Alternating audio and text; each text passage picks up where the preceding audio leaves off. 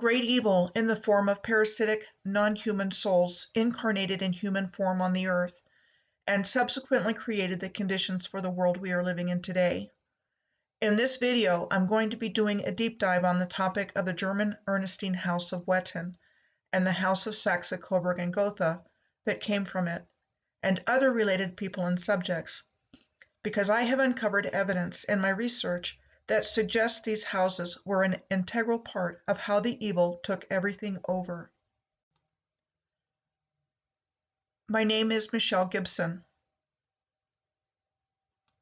I have come to believe as a result of my research that there was a hostile takeover of the Earth's grid system after a deliberately caused cataclysm that resulted in a worldwide flood of mud which wiped out most, if not all, of the original civilization. I think pockets of original people existed in underground locations, as well as the beings behind this, until enough of the original infrastructure was dug out of the mud flow to restart civilization. Here goes. It's time to take the plunge. The Ernestine duchies, also known as the Saxon duchies, were a changing number of small states that were mostly located in the modern state of Thuringia and ruled by the dukes of the Ernestine line of the House of Wettin. Tracing back at least to Theodoric I of Wettin in the 10th century, we are told, the House of Wettin itself was one of the oldest in Europe and was a dynasty of German counts, dukes, prince-electors, and kings of territories in the present states of Saxony, Saxony-Anhalt, and Thuringia. The Treaty of Leipzig in 1485 divided the House of Wettin into two ruling branches, the Ernestine and the Albertine, which divided the Wettin lands into a Saxon and Thuringian part. Many ruling monarchs outside of Germany were later tied to the House of Saxe-Coburg Gotha, a cadet branch of the Ernestine branch of the House of Wettin. This is the coat of arms of the House of Wettin. As I present my research on the Ernestine House of Wettin and the House of Saxe-Coburg Gotha, I will share evidence for what I believe the image in the center of the coat of arms represents, and is telling us who incarnated into this lineage in order to seed a new royalty to replace the former royal houses and rule the earth. I find it noteworthy that the uniforms of the modern royals look just like the uniforms of the original royals. I believe that negative beings were behind the cataclysm and hostile takeover, and have executed and implemented an elaborate multi-generational plan comprised of fallen angels, reptilians, archons, and other negative extraterrestrial races, with a negative agenda towards humanity, the creator, and creation, all of whom have been interfering on Earth, but who have managed to convince most people they don't exist. Along with whatever caused the mud floods, I think a deliberately caused rip in the fabric of space-time resulted in the Great Frost of Ireland between 1740 and 1741, allowing for non-human souls to incarnate in human form. The Great Frost of Ireland of 1740 and 1741 was a 21-month period of time that is in the historical record in which the Irish population endured 21 months of bizarre weather without known precedent that defied conventional explanation. The cause is not known. I have speculated that the Great Frost of Ireland, which took place between 1740 and 1741, was the result of a rip in the fabric of space-time caused by the Philadelphia experiment. There is actually a time-traveling naval vessel in the field of information in the form of a 1980 movie called The Final Countdown, about the USS Nimitz going back in time to the day before the attack on Pearl Harbor on December 7th of 1941. While I certainly can't prove this theory, the Final Countdown could be an example of predictive programming. The negative beings have to tell us what they are doing to gain our consent for their actions, but they don't tell us they are telling us, and instead rely on such methods as predictive programming in movies, TV shows, and books, etc., in order to gain our tacit consent, since we don't know they are telling us something, rather than informed consent. Predictive programming is defined as storylines or even subtle images that in retrospect seem to hint at events that actually end up happening in the real world. I think this rip in the fabric of space-time allowed for non-human souls to incarnate in human form, because 3 years later, in 1744, Mayer Amschel Rothschild was born in Frankfurt, Germany. He established his banking business there in the 1760s, marking the start of the international banking family and ultimately the central banking system.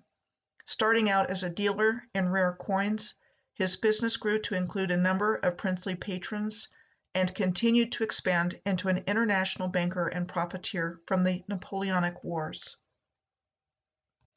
He sent his son Nathan to London in 1798, where a Rothschild bank was established in the city of London in 1804, and other sons were sent to found banks in the cities of Paris, Vienna, and Naples. During Great Britain's war against Napoleon, Nathan Mayer Rothschild became Britain's banker and paymaster on the continent, which contributed to the Duke of Wellington's defeat of Napoleon and consolidated the basis of the financial dynasty of the Rothschilds. On February 6 of 1748, Bavarian Illuminati founder Adam Weishaupt was born in Ingolstadt, Bavaria, Germany. He went to a Jesuit school at the age of 7 and was initiated into Freemasonry in 1777. Weishaupt's radical views on Illuminism got him in trouble with the ruler in Bavaria when writings of his were intercepted and deemed seditious, and he fled to the Duchy of Saxe-Gotha-Altenburg under the protection of Duke Ernest starting in 1784. Francis, Duke of Saxe-Coburg-Saalfeld, was born on July 15 of 1750 and was the progenitor of the House of Saxe-Coburg and Gotha line, which seeded the lineage of the new royals. Duke Francis was an art connoisseur who initiated a big collection of books and engravings, and his 300,000 picture collection of copper plate engravings is currently housed in the Vesta Coburg, a star fort that dominates the town of Coburg on Thuringia's border with Bavaria. Francis succeeded his father as the reigning Duke of Saxe-Coburg-Saalfeld in 1800. Prior to the dissolution of the Holy Roman Empire, the imperial throne of the Holy Roman Empire was occupied by the House of Habsburg, also called the House of Austria. The House of Habsburg was one of the most distinguished and influential royal houses of Europe. The Habsburg male line died out in 1740 with the death of Emperor Charles VI, and as a result of the War of Austrian Succession that took place between 1740 and 1748, the Empress Maria Theresa had to concede Habsburg lands in Austria, Spain, and Italy to other powers as part of the terms of the 1748 Treaty of Aix-la-Chapelle, which also confirmed the right of succession of the German House of Hanover to the British throne. King George I, the first British monarch of the German House of Hanover, succeeded to the throne on August 1st of 1714. The House of Stuart had been the ruling monarchs of the British Isles since King James VI of Scotland became King James I of England in 1613. The Stuart heir, James Francis Edward Stuart, known to history as the Pretender, left where he was living in France in February of 1717 to seek exile with Pope Clement XI in Rome, which was where he died in 1766. He would have been heir to the 3 thrones, but was forcibly prevented from claiming them when he tried to do so. The portrait on the left is believed to be a portrait of James Francis Edward Stuart that was painted when he lived in France. The revolutions of 1830 took place in France, Belgium, Italy, Brazil, Poland, and Switzerland, which was the same year that the Bavarian Order of the Illuminati founder Adam Weishaupt died in Gotha in November.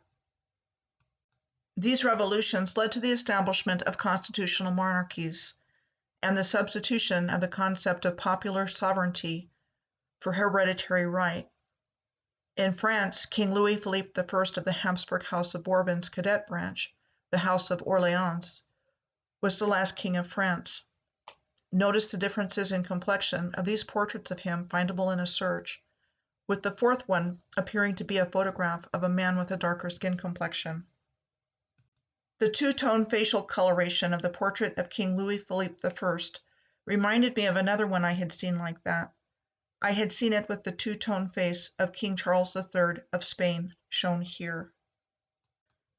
Then these are existing portraits and statues for comparison of King Philip II of Spain, also ruler of Portugal, as well as England and Ireland for a time, and the son of Holy Roman Emperor Charles V. These two portraits of Emperor Charles V are available to find in an internet search, again with similar facial structure between the two portraits, the tilt of the chins, and the similar clothing. The 1830 revolutions in Europe also led to Leopold, the son of Duke Francis of Saxe-Coburg Saalfeld, becoming Leopold I, the first king of the Belgians, in 1831. He had strong ties to Great Britain, as he had moved there and married Princess Charlotte of Wales in 1816, second in line to the British throne after her father, the Prince Regent, who became King George IV. She is recorded as having died after delivering a stillborn child, a year after they were married, leaving King George IV without any legitimate grandchildren. King George III's son, the Prince Regent George's brother, Prince Edward, ended up proposing to Leopold's older sister Victoria of Saxe-Coburg Saalfeld, who were the parents of the future Queen Victoria. King Leopold I was said to play an important role in the creation of Belgium's first railroad in 1835 and subsequent industrialization.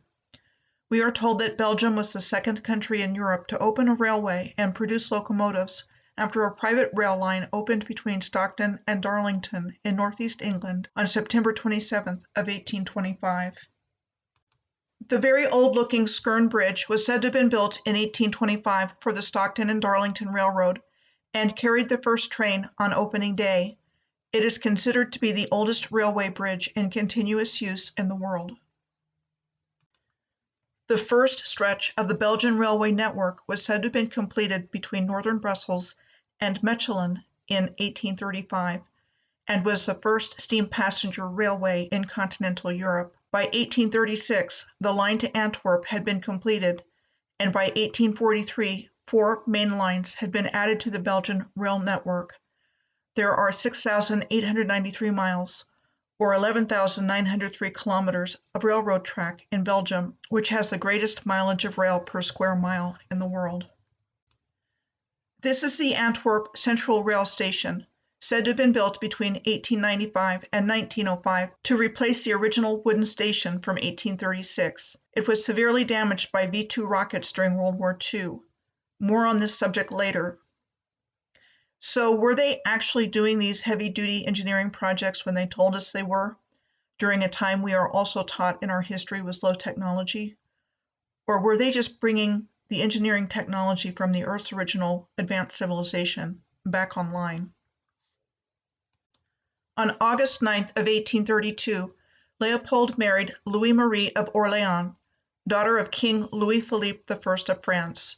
Their children included Leopold, Duke of Brabant, who succeeded his father as King Leopold II of the Belgians, ruling Belgium from 1865 until 1909. As a result of the 1884 Berlin Conference, under the direction of German Chancellor Otto von Bismarck, during which time the continent of Africa was divided up among the European colonial powers, Leopold II was allocated his own personal colony in what became known as the Belgian Congo. Seeing how much wealth the Congo had, King Leopold II started taking advantage of the abundance of raw materials in the country, especially rubber, which grew naturally in the rainforest there, and which inhabitants were forced to collect. Many strategies of forced labor were practiced to collect the rubber, and workers were assembled by extreme violence, like whipping people, and villages were plundered by soldiers and companies, and women were raped. The Congolese weren't seen as a people that had to be protected, and instead the soldiers would do things like cut the limbs off people to offer to their leaders as war trophies. Millions of Congolese people were killed as a result of these inhumane acts of violence, with estimates ranging anywhere between 3 million and 20 million deaths. The daughter of King Leopold I, Princess Charlotte, would become the future Empress of Mexico when she married her cousin, Emperor Maximilian I of Mexico, an Austrian archduke, who accepted the job as the only emperor of the Second Mexican Empire in April of 1864, after an invitation from the French Emperor Napoleon III, who had invaded Mexico, along with Spain and Great Britain, to establish a new pro-French Mexican monarchy, with his support and some Conservative Party monarchists who were opposed to the Liberal Party administration of Benito Juarez. Maximilian's life was cut short due to execution by firing squad in 1867 after his capture by Republican forces, and the country's Republican government was then restored again under President Benito Juarez. Besides King Leopold I and Victoria, the mother of Queen Victoria, Duke Francis of Saxe-Coburg-Saalfeld fathered 5 other children who survived to adulthood. Ferdinand Georg August, born in Coburg as Prince Ferdinand of Saxe-Coburg-Saalfeld in 1785. In 1826, his title changed to Prince of Saxe-Coburg and Gotha when his brother, Duke Ernest I, made a territorial exchange with other members of the family. He married Maria Antonia Kohari de Sabrag in 1815. She was the heiress of the Kohari family and one of the 3 largest landowners in Bulgaria. By his marriage, Ferdinand established the Catholic cadet branch of the family, the House of Saxe-Coburg and Gotha, Kohari, which gained the thrones of Portugal in 1837 and Bulgaria in 1887. After his father-in-law's death in 1826, Ferdinand inherited the Hungarian princely estate of Kohari, and formerly Lutheran, he converted to Roman Catholicism.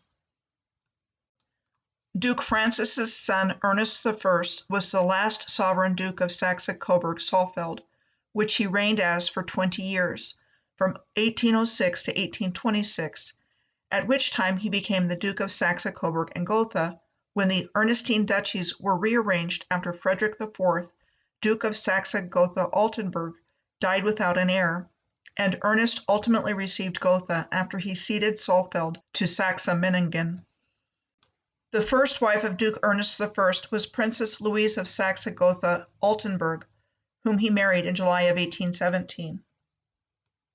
They had 2 children, Ernest, who inherited his father's lands and titles, and Albert, who was later the husband of Queen Victoria.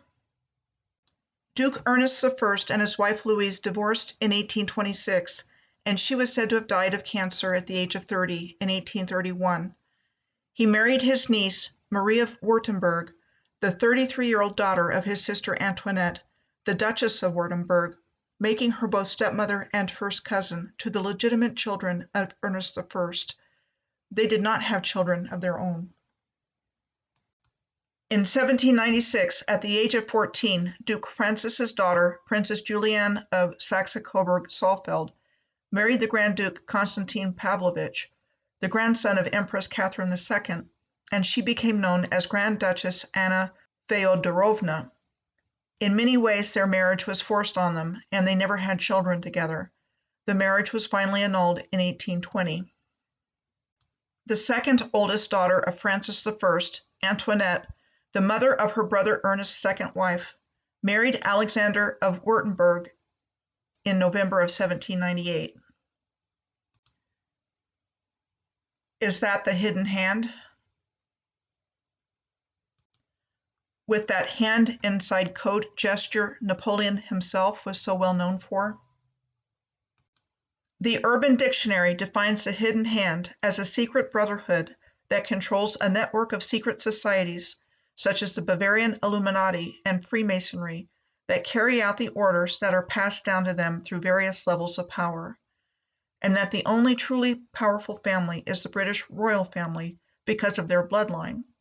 They are the highest authority and control everyone else through a network of secret societies that work under them.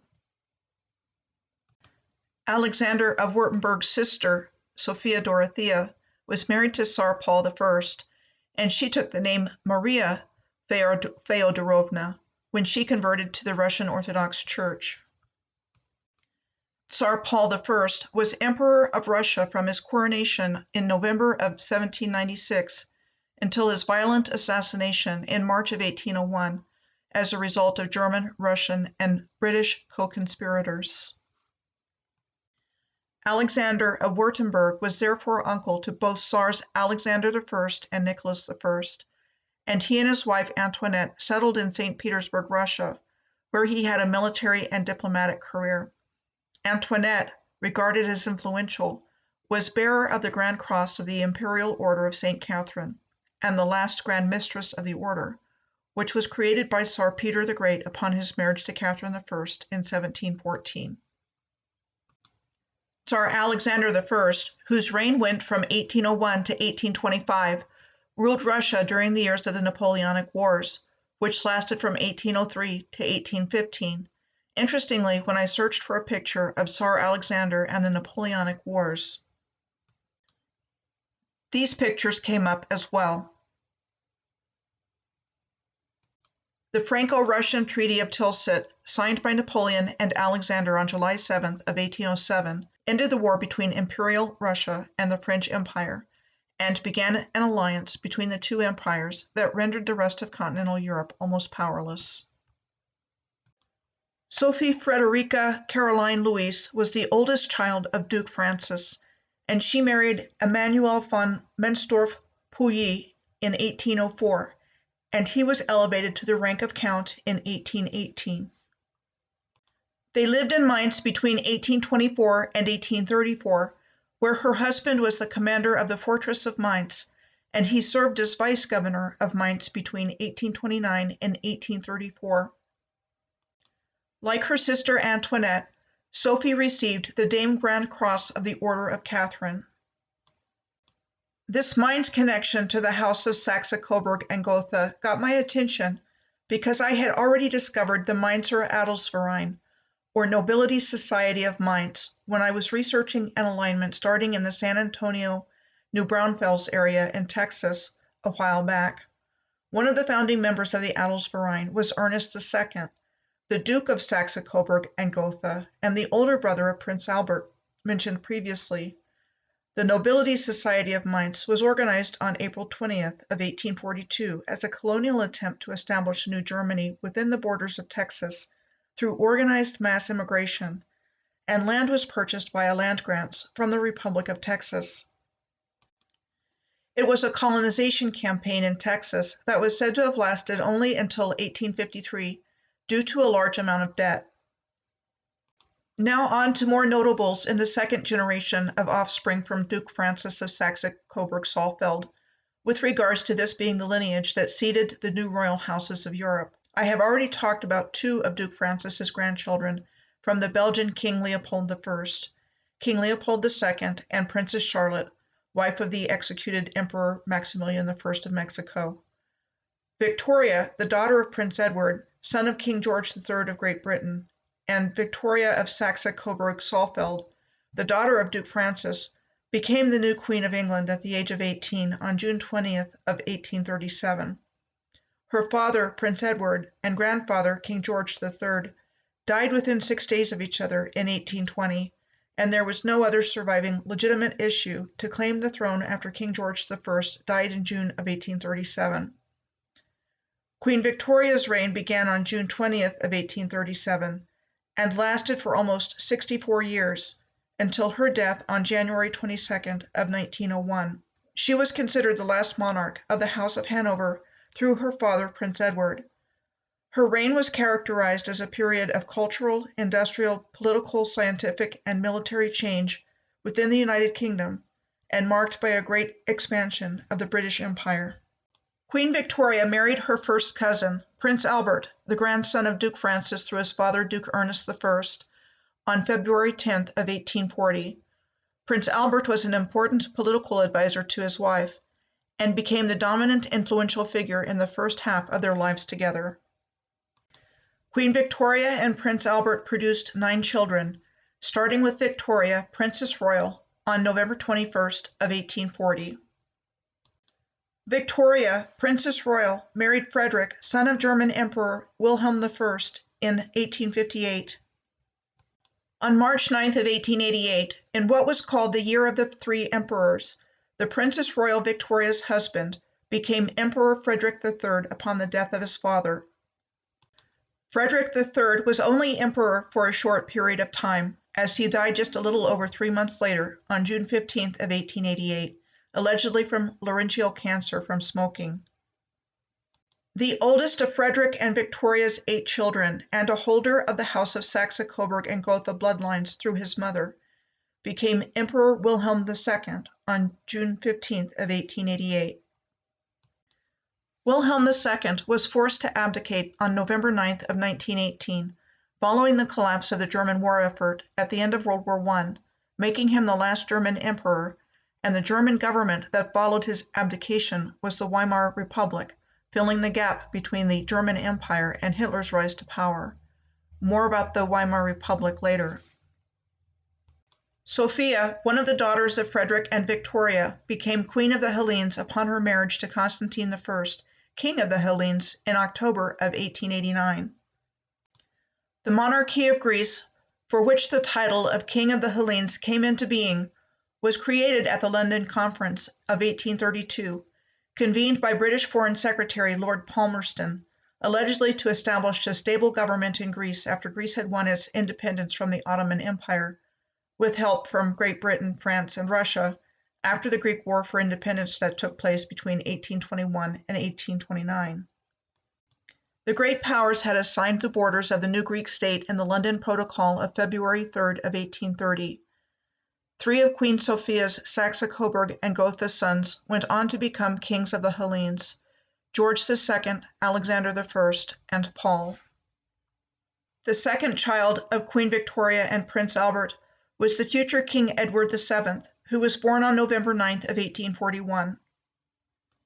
He married Princess Alexandra of Denmark in 1836, and they had 3 sons, including the future King George V of Great Britain, and a daughter, who became the future Queen Maud of Norway.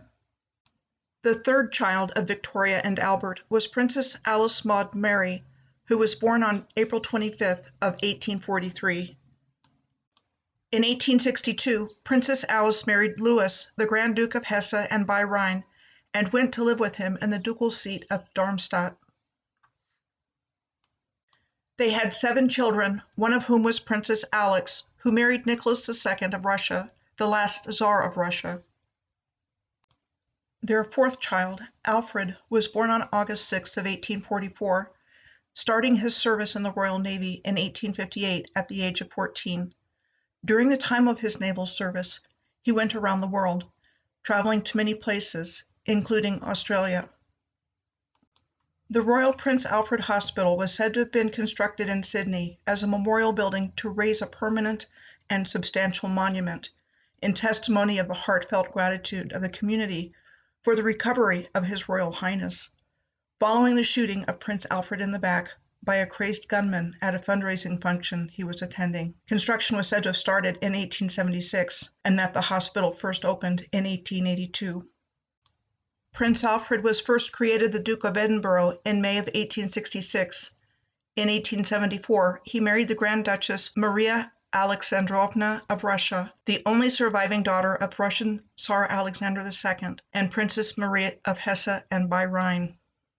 Alfred became the Duke of Saxe-Coburg and Gotha upon the death of his uncle Ernest II in August of 1893, until his death from throat cancer in 1900. One of the daughters of Prince Alfred and Maria, the Duke and Duchess of Saxe-Coburg and Gotha, Princess Marie, married the King of Romania, Ferdinand, in January of 1893, and they had 6 children, 3 of whom occupied royal thrones. Marie and Ferdinand's daughter, Princess Elizabeth, married her cousin King George II of Greece. Their son became King Carol II of Romania, who married his cousin Helen, who was the sister of King George II of Greece, and they produced the heir to the Romanian crown, Prince Michael, during their brief marriage. And lastly, another daughter of Queen Victoria's son Alfred, Maria, was married to King Alexander I of Yugoslavia from 1922 until his assassination in 1934. The son of King Alexander I and Queen Maria was King Peter II, the last Yugoslavian monarch. The fifth child of Queen Victoria and Prince Albert was Princess Helena, who was born on May 25th of 1846. She married the impoverished Danish-born German prince Christian of Schleswig-Holstein in July of 1866, and they stayed in Great Britain, where she stayed within calling distance of Queen Victoria. They had 6 children, 4 of whom survived to adulthood, and their oldest son was killed in the Boer War. Princess Helena was the most active member of the royal family. She was one of the founding members of the British Red Cross and president of the Royal British Nurses Association. She was also president of the Workhouse Infirmary Nursing Association. I researched workhouses a while back when I was looking into how the New World could have been repopulated after the mud flood.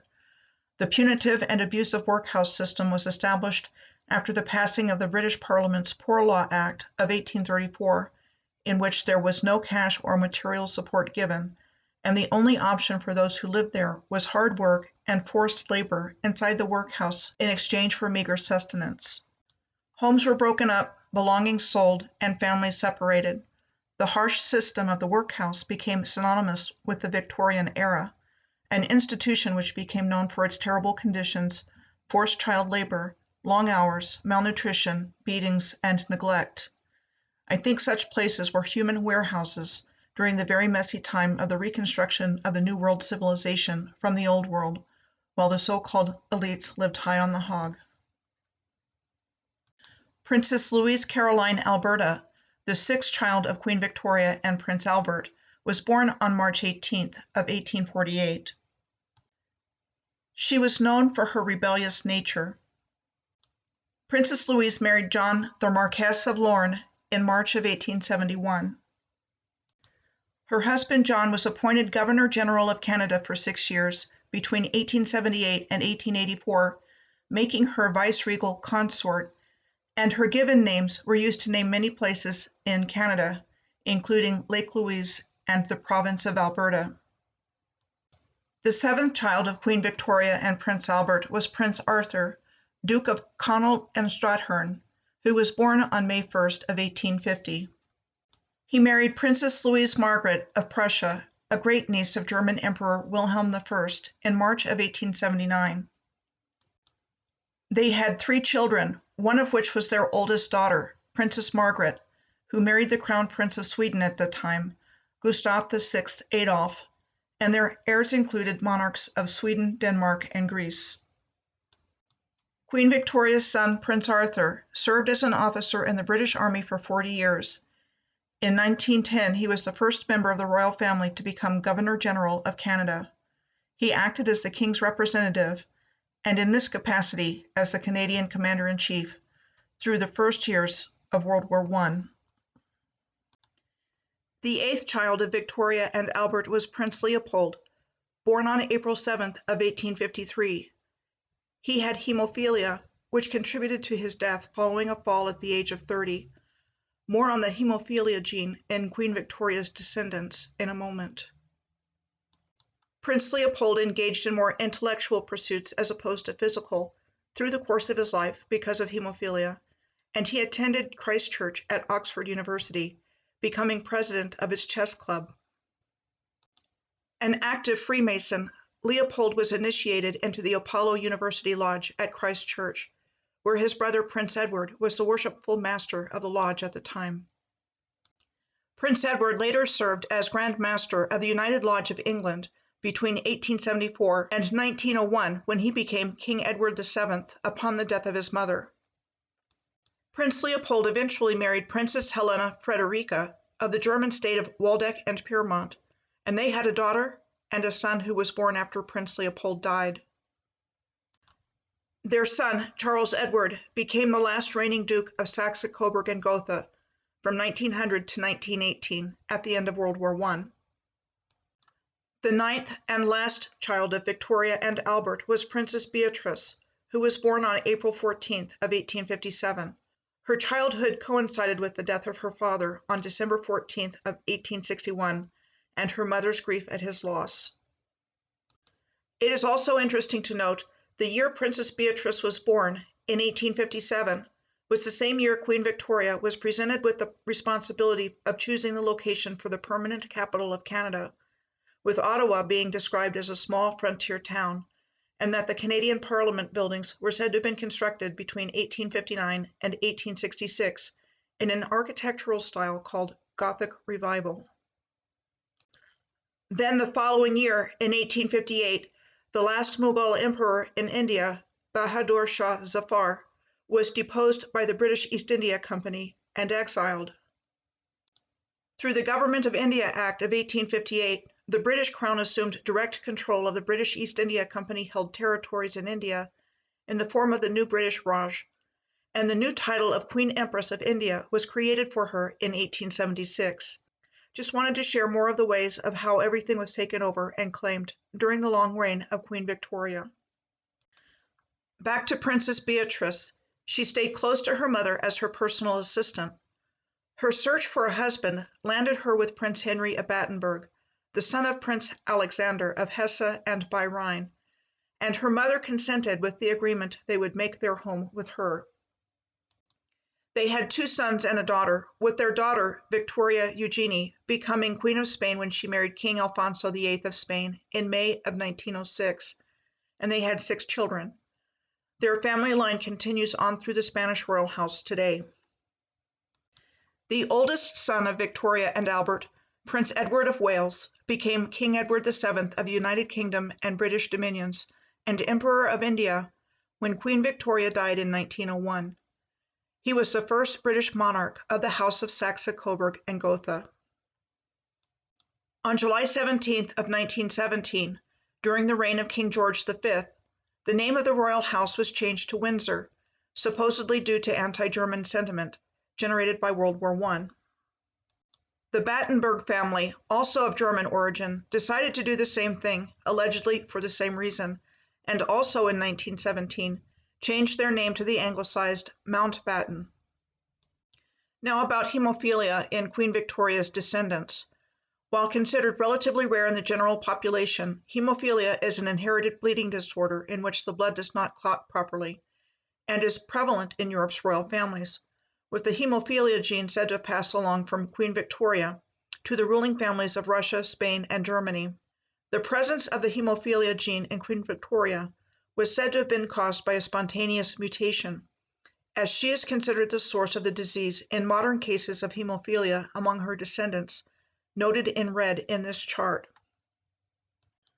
For some reason, some of the Nazi human experimentation in concentration camps during World War II involved the study of a substance made from beet and apple pectin called polygol for its effectiveness in aiding blood clotting.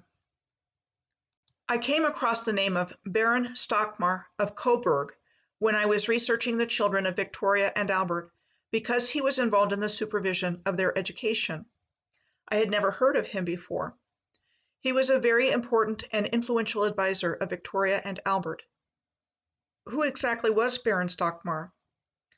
Born in Coburg, Germany in 1787, Baron Stockmar was a German physician. In 1816, he became the personal physician of the future King of the Belgians, Leopold I, at the time Prince Leopold of Saxe-Coburg Gotha, when Leopold married Princess Charlotte of the United Kingdom, the only child of King George IV. After Charlotte died giving birth to a stillborn son a year later, Baron Stockmar stayed in Leopold's service as his private secretary, comptroller of the household, and political advisor. Here they are together in the television series Victoria and Albert. Baron Stockmar took up residence in Coburg after Leopold became King of the Belgians in 1831 and continued to advise him. In 1837, King Leopold I sent Baron Stockmar to serve as an advisor to Queen Victoria, and one of his first tasks was to brief her on whether or not Albert was a suitable husband. After their marriage, Baron Stockmar became a counselor and educator of their children. In 1848, he was also made the ambassador of the Duchy of Saxe-Coburg Gotha to the Parliament of what was at the time the German Confederation. Nothing suspicious going on here, right? Move along. I firmly believe that what we know of as the Victorian era was actually the official beginning of the New World Order timeline reset, with Queen Victoria presiding over what I believe was its official kickoff at the Great Exhibition at the Crystal Palace in 1851. Monuments dedicated to Prince Albert include his memorial in the Kensington Gardens, which opened in 1872, where he is said to be holding the catalogue of the Great Exhibition, which he was said to have inspired and helped organize. And Prince Albert's cairn, said to have been erected in his memory on the Balmoral estate in Scotland after his death in 1861. Memorials to Victoria include the Victoria Memorial in London on the Mall in front of Buckingham Palace, and what was originally known as the Victoria Terminus train station in Mumbai, India. The terminus was said to have been designed by British architectural engineer Frederick William Stevens in the style of Victorian Italianate Gothic Revival architecture, with construction starting in 1878 and completed in 1887, marking the 50-year anniversary of Queen Victoria's rule. Thus, the new royalty were made larger than life and provided cover, in too many examples to count, for what the ancient advanced Moorish civilization actually built. Next, I'm going to leave Great Britain and head over to Portugal for a moment. The grandson of the original Duke Francis of Saxe-Coburg-Saalfeld, Ferdinand II, married Maria II, the Queen of Portugal, and their son became Pablo V of Portugal, starting in 1853 until his early death from cholera or typhoid 7 years later. The significance of the marriage of Ferdinand to Maria was the joining of the Portuguese House of Braganza with the German House of Saxe-Coburg Gotha to become the House of Braganza-Saxe-Coburg Gotha. This is its coat of arms, with 2 green wyvern supporters on either side of the insignia, and what I think represents the tail of the wyvern within the coat of arms. As a matter of fact, the wyvern tail section is found in the coats of arms of not only the House of Saxe-Coburg Gotha, but in the other European royal houses it seated, like that of Hungary, Belgium, Bulgaria, and seen in Prince Albert's personal coat of arms. Wyverns are 2-legged, winged creatures that are similar to dragons, but unlike dragons, which can be good or evil, they are unambiguously malicious predators. Wyverns in heraldry signify war, envy, and pestilence, and that is exactly what was ushered in. I think the members of the House of Saxe-Coburg Gotha were telling us who they really were: non-human reptilian souls in human form. Earth went from being heaven on earth during the time of its original advanced positive civilization to hell on earth as a result of the hijack that took place here. It certainly appears that the different wars and revolutions were all about bringing down the once stable hereditary ruling houses of the ancient regime, going far back in time, whose identity was misrepresented and whitewashed in our historical narrative, and the new royal families were replaced with the House of Saxe-Coburg Gotha bloodline. There are 2 historical points of interest that I would like to bring forward. The first is the Weimar Republic, which was Germany's government between the abdication of Emperor Wilhelm II and Hitler's rise to power. Weimar is a city in the same part of Germany as the duchies of the Ernestine House of Wettin. While the city was a focal point of the German Enlightenment in the 17th and 18th centuries, it is best known as the place where Germany's first democratic constitution was signed after the First World War, giving its name to the Weimar Republic. The Weimar Republic, officially called the German Reich, was the German federal state from 1918 to 1933. The years of the Weimar Republic were characterized by economic troubles, weak government, and by decadence. Under the terms of the Treaty of Versailles, which was signed at the end of the First World War, Germany lost its overseas colonies and some important international trade routes. Tea and tobacco supplies dried up quickly, but almost all drugs, including cocaine and heroin, were legal to buy. Thus, the city of Berlin was awash with drugs, and gender rules were smashed altogether. Many Germans were financially ruined at the end of World War I. Prostitution was deregulated, and in the 1920s, the streets of Berlin were filled with prostitutes of all ages, needing to make a living.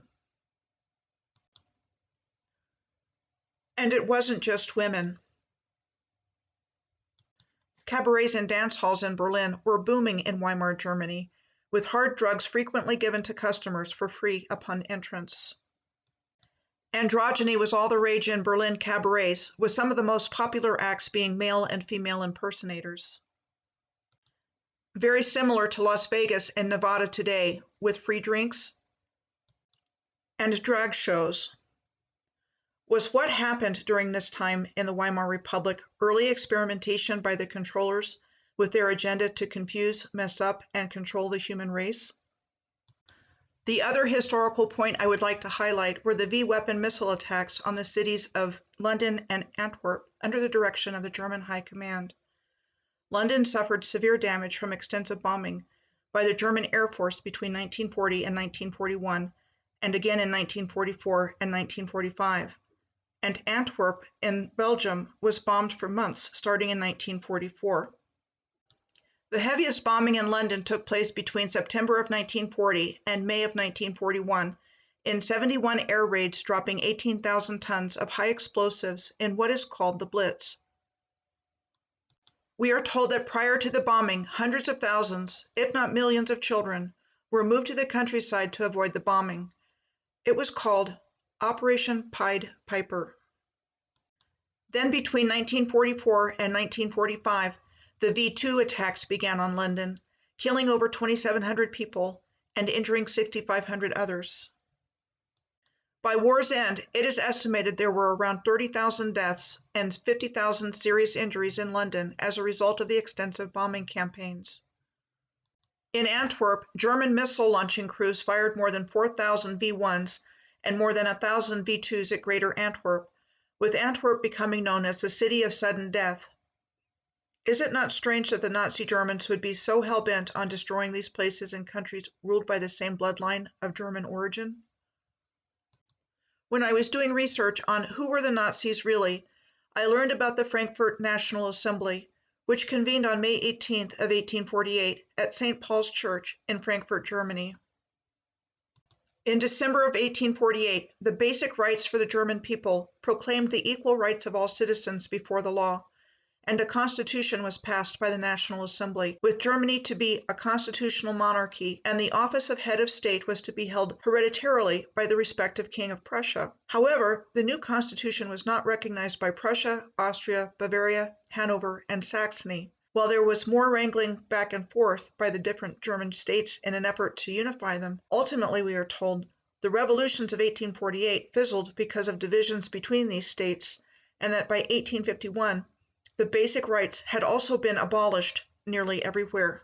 Upon closer examination, I happened to notice that the illustration at the top of the Basic Rights for the German People proclamation portrays 3 women standing on top of what looks like a snake or reptile of some kind. And why is there a broken chain depicted? To bring this up to the present day, I searched for this posting on the royal.uk website that I remembered seeing several years ago when it was first reported, and is an admission that the Queen is not human. The royal.uk website is the home of the royal family on the internet, so this admission was not from a second-hand source of information about the royal family. BBC television personality Jimmy Savile was knighted by the Queen in 1990 for charitable services.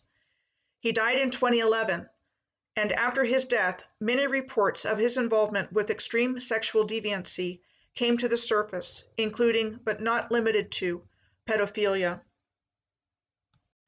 While fact-checkers claim this incident was a viral hoax, an onlooker videotaped a young man escaping from the window of a Buckingham Palace bedroom.